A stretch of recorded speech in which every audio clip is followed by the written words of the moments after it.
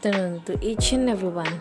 This is the Group 4 presentation, and we are going to report about the topic entitled Office Layout and Office Environment. I am Princess Natalie Sto.tomas, and we're going to report first the planning stage. First, we need to identify what does office layout means. Office layout is the systematic arrangement of office equipment, machines, and furniture, and providing adequate space to office personnel for regular performance of work with efficiency. This means that office layout deals about what design you want and what furniture do you want to use to your office. In planning the design or layout of your office, you must consider these some questions. Are you troubled with deciphering the exact needs required when planning and designing your office? How do you distinguish what office furniture is needed? Which would suit your need best? A desk, workstation, or portable desk unit? What is your working style? Are you currently juggling space for your computer and papers all in the same work? Having a good office layout increases productivity. Always remember that planning is not easy. In planning your office, you need to consume only the space that is available. So you just put furniture or things that is necessary for your work, only the things that is needed, and also it should be clean and in good arrangement. Planning for an office involves many details, including these key concerns: spatial design and layout, electrical requirements, lighting, and ergonomics. There are many office layout designs. First, strip layout. It is the most simple and basic layout. When space is a premium, the strict basic layout is probably the best to start with because it can be used in variety of space, especially when sharing living space is required. Next is the corner layout. Corner layout works well with square rooms or when you are using part of another room. One of the most important points to keep in mind with the corner layout is the position of any window. Next is the corridor layout. This long and narrow layout works well for use in long hallways or closets that aren't being used. When there's an opening to the room on both ends, this is the best office layout to use. Always remember that there must be a lot of storage space. Another layout design is L-shaped layout. It lets you take advantage of available space. This plan provides a large workspace and you can often make it large enough for more than one person to use. Last is the U-shaped layout. This layout provides a great deal of workspace. You can use hatches on different sections for additional storage. This layout can be used in a small or large room. Let's move in the spatial design and layout. How you use your space is critical determining how to structure the layout of your office. So when setting up your office, always consider these issues. First, establish primary and secondary work areas. These work areas include paperwork, computer activities, and projects. All of these tasks is important, so you always keep it private. Second is plan for accessible file systems. It includes action files, administrative files, client files, project files, and reference files.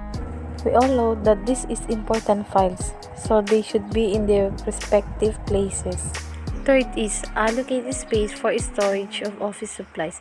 These office supplies include utilities, marketing materials, fax supplies, printer supplies, and copier supplies. If your desk must have a cabinet, you must put them the utilities such as ballpen, or you must put them in top of your desk. The third key concerns is the electrical requirements. Electrical requirements is important, so you need to plan for these electrical needs. First electrical requirements is outlet. Outlet, also known as electrical socket or plugs. These allow electrical equipment to connect to the electrical grid. The electrical grid provides alternating current to the outlet. In other words, each side of an electrical outlet acts as a terminal. The outlets must be near in your desk or where your computer, your fan, your lighting take place. The second electrical requirement is the telephone lines. These telephone lines such as business lines, fax lines, and dedicated data lines. The third key concern is lighting. Lighting is a critical part of any office. Proper lighting makes all work tasks easier. There are different types of light. First is the ambient light. It is used at night such as table lamps and desk lamps. Next is task light. Task lighting provides increased light for a specific task in a room that may already have some ambient light. The most important purpose of task lighting in the office is not increasing luminance but improving contrast. Last is the natural light. Natural lighting, also known as daylighting. It is a technique that efficiently brings natural light into your office using exterior glazing, such as windows, skylights. It reduces artificial lighting requirements and saving energy. I'm Aiza Singson and I will discuss about ergonomics. But before that, let's find out first what is definition of ergonomics. The word ergonomics comes from the Greek word ergon, which means work, and nomos, which means law. It is essentially the laws of work or science of work. Ergonomics is the study of how humans interact with man-made objects or the process of designing or arranging workplaces, products, and systems so that they fit the people to use them. According to the International Ergonomics Association, there are three broad domains of ergonomics: physical, cognitive, and organizational. When we say physical ergonomics is concerned with human anatomical, anthropometric, physiological, and biochemical characteristics as they relate to physical activity. Best examples of ergonomics in the workplace are adjusting your keyboard and mouse and adjusting your screens. And when we say cognitive ergonomics is concerned with mental processes such as perception, memory, reasoning, and motor response as they affect interactions among humans and other elements of a system. Examples of cognitive ergonomics is designing a software. And the last one is organizational ergonomics.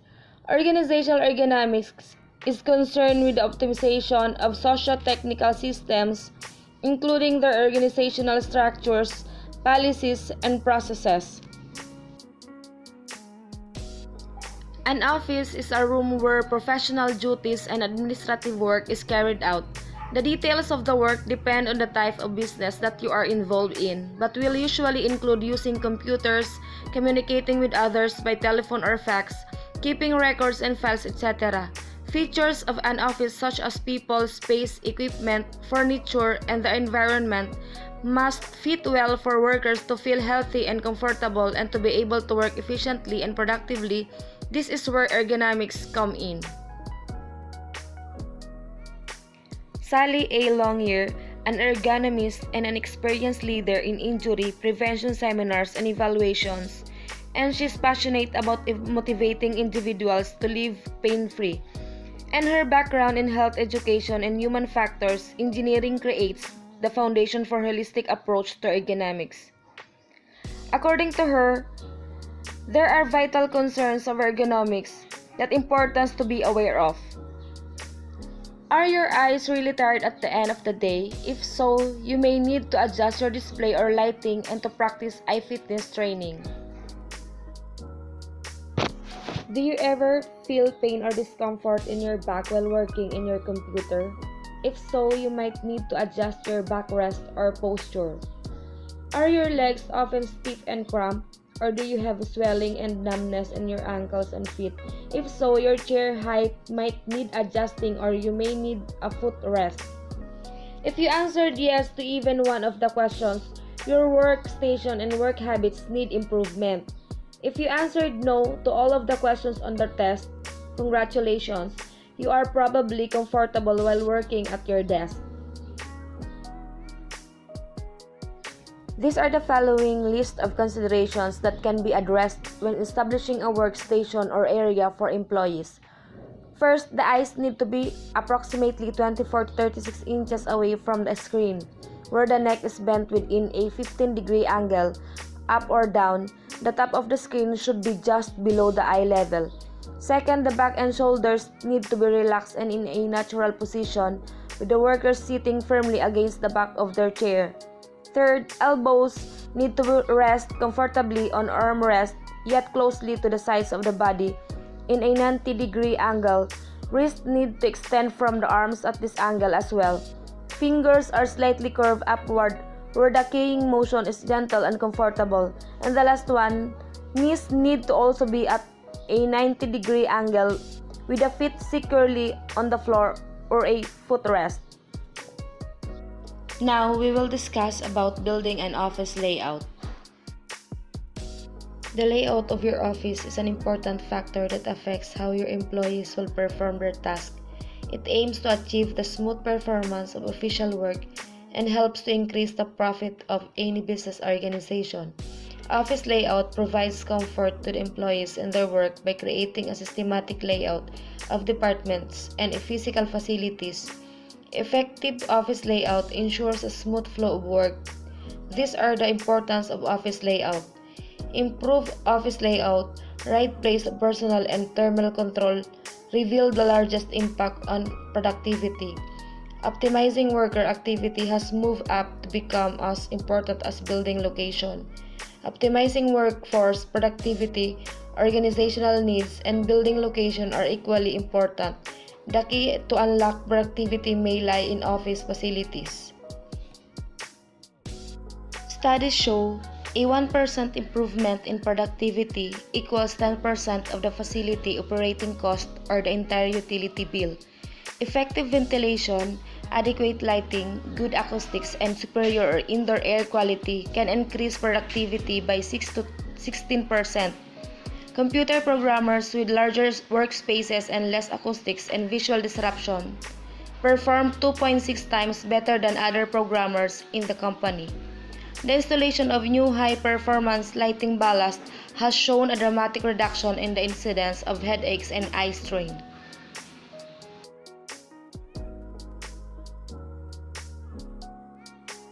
Know the costing of office space. It is important that you know exactly what you want or don't want in a list before you begin looking for office space or initiate the negotiating process. What is the maximum list that fits your needs? It is equally important that you go into the process prepared and with reasonable expectations. You must know the maximum and minimum amount of square footage that fits your needs, as well as the floor requirements. Does the nature of your business makes the ground floor a necessity? Is a panoramic view from the conference room important to you? Do you want a build out of the office from the concrete, meaning totally new floor, carpet, walls, etc.? To answer the questions I mentioned, we need to determine how much space you want per employee. And to understand how much space you'll need per employee, you'll need to visualize your future office space. Ask yourself these questions. Do you want to maximize the space each employee gets? Or do you want to put in as many employees as you can in the space? Do you envision having a lot of individuals' offices or open areas with employees in cubes of workstations? Or what is the operational goal the company wants to achieve? After determining some questions, let's convert that vision into some numbers. To estimate how much space you need for your next office, multiply your employee headcount by the number of square feet per employee that best fits your density need. Example, a 25-person company average space requirement would need an estimated 6,250 square feet or 25 people times 200 square feet employee. Leasing space for your company affects profit, employee satisfaction, and ability to grow. Plan ahead, know what you're looking for. An open office concept.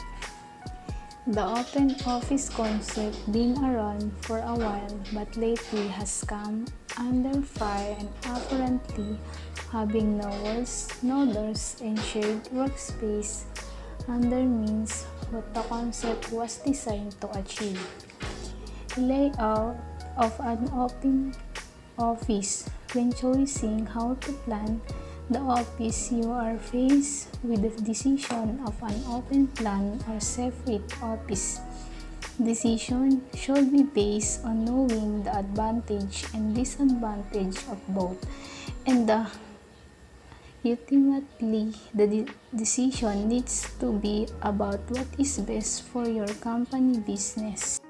Advantage: open plan office are more economical and you are able to provide more work space and place more employee in an office. Increase collaboration, one of the greatest benefits of breaking down literal wall in the office. More relationship building interaction. This office trend is also effective in facilitating more relationship building interaction. Disadvantage: open space office are noisier and can be more chaotic than closed plan office and employee are in one large area and phone conversation or conversation between employee will be overheard easily. People passing and through can also distraction of employee. Office environment and health. The office environment is a combination of lighting, temperature, humidity, air quality, and decoration, and the office can be a healthy and comfortable place to work. In it, the correct combination of this element is maintained. And because healthy workplace environment also involves the physical environment of the office or workshop and the occupational health and safety of your employee, and allow your employee to come to a safe workplace environment. The temperature must be maintained between 20 to 26 degrees Celsius. Attic situated in direct sunlight will be much warmer than the average temperature in the office, and a deck situated directly under an air conditioning vent can be cooler than average. The effect of indoor environment may have an influence on the performance, productivity, health, and well-being of workers. And because environment factors such as indoor temperature and illumination have been investigated of the 3 levels. Humidity. Low humidity can cause dryness of the eyes, nose, and throat, and may also increase the frequency of static electricity shock. And humidity is the concentration of water vapor present in the air. Water vapor, the gaseous state of water, is generally invisible to the human eye. Ventilation. Office should be ventilated either naturally or artificially, and where mechanical ventilation or air conditioning is provided, make sure that system is regularly checked, kept clean and well maintained to prevent growth of Legionella, bacteria, or other organism of your office company. Contaminated air. Contaminants in the office can include bacteria, viruses, mold, spores, and dust, solvent, vapor, or chemical generated or used in the building. Smoking. Environmental tobacco smoke is an indoors contaminant, and there is growing recognition that non-smoker may suffer adverse health effects through inhaling tobacco smoke.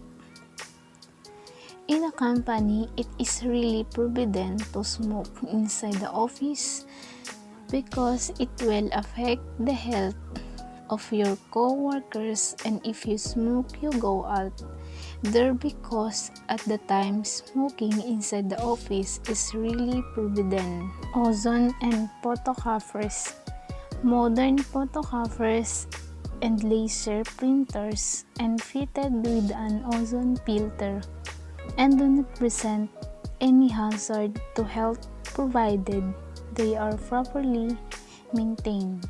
Photocopiers is emitted mainly ozone in a well ventilated office environment.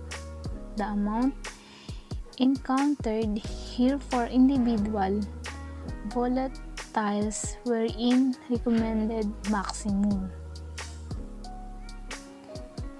And there has been most publicity in recent years regarding the eye effect of ozone in the workplace. Lighting.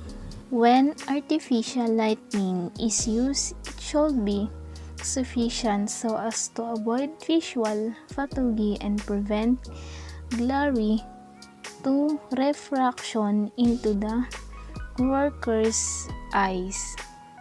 This discharge may produce a wide range of electromagnetic radiation, from very hot plasma created by the rapid movement of electrons to brilliant flashes of visible light in the form of blackbody radiation. In lightning causes thunder, a sound from the shock wave which develops as gases in the vicinity of the discharge experience a sudden increase in pressure. Attribution of colors. These include functional needs such as the ability to concentrate or to collaborate, and ergonomic needs such as the ability to work comfortably with minimal fatigue. But office space also speaks to emotional needs, ranging from the needs for personal space to feeling of self-worth. All of these needs, functional, ergonomic, and emotional, must be considered when color is used to lend shape to office environments. In order for the office to be organized, the result of the color you will make your office must be good. Colors is very important up to your building. Colors: white reflect 75% or more of light. Light colors 50% to 75%. Subid and cool colors. Medium colors 20% to 50%. Bright warm colors. Dark colors 20% or less. White or off-white is recommended for ceiling as they should reflect greater than 80% of light. Floor should be reflected less than 20% of light and therefore should be a dark color. Office floor space. Station should be comfortable with safe and stable chairs and sufficient space. It is important for a company to have a comfortable office because it is relaxing to looks good to tidy up your office. Welfare facilities like eating facilities, sanitary facilities, wash basin, etc. and should be available. Facilities for building water and taking meals are provided for office employees or ensure they have reasonable access to these facilities. Cleanliness. The standards of cleanliness required will define should the use to which the office is put. Floor and indoor traffic routes should be cleaned at least once per week. Ensure contract office cleaners are given the same health and safety protection as regular office workers. Good afternoon everyone, I'm Michaela Talacay and I'm going to report about the contribution of color. Functional needs such as the ability to concentrate or to collaborate and ergonomic needs such as the ability to work comfortably with minimal fatigue. What is color? Color is determine the level or reflectance, or color is the aspect of things that is caused by differing qualities of light being reflected or emitted by them. And here's the level of reflectance. The first one is white reflect. White is the lightest color and it is the object fully reflect and scatter all the visible wavelengths of light. The second is light colors. Light colors are the colors with high light intensity, such as they contrast with black and other dark colors that have low light intensity. The third one is medium color. Medium color is a category of colors that contain little white and black, such that they are neither light or dark. The last one is dark colors. Dark colors are colors with low light intensity. This can occur in low light or when a particular materials absorb much of the light that hits it. Office floor space. Workstation should be comfortable with safe and suitable chairs and sufficient space. Creating and sustaining safe and healthy workstation for employees can help increase productivity, reduce sickness, absence, and improve retention rates. Better workstation ergonomics can benefit everyone and in some cases can help reduce the risk of temporary conditions becoming a permanent disability. Here's the example of office floor space that have a comfortable workstation. Welfare facilities. Like eating facilities, sanitary, wash basins, etc. should be available. Welfare facilities are those that are necessary for the well-being of your employees, such as washing, toilet, rest and charging facilities, and somewhere clean to eat and drink during breaks. Cleanliness. The standard of cleanliness required will depend on the use to which the office is put. New demands in an office environment. The vast array of mains and signal cables needs to be managed. Extra heat from the equipment needs to be controlled or removed. New health and safety risks. Information security needs to be concerned amongst other security needs. Constantly changing businesses and processes demand flexible accommodation. Cabling. The need to route power, telephone and data cabling to every workstation put a severe strain on the hiding ducting in buildings. Cables or wires help to maintain basic functionality and also protect the devices from the clogged airflow due to unorganized and disordered wires. Furniture has a role in distributing the wiring from the nearest point to the desk in the cluster. Since employees working in the office should be provided with comfortable and convenient furniture so they can work efficiently. Noise can affect concentration, can be an irritation, and can be source of stress to some people. Breaks. It is very important that you take breaks from your work during the day. Eyesight. You should always make sure that you have your eyesight tested regularly, and if you need glasses, they should be appropriate for computer work.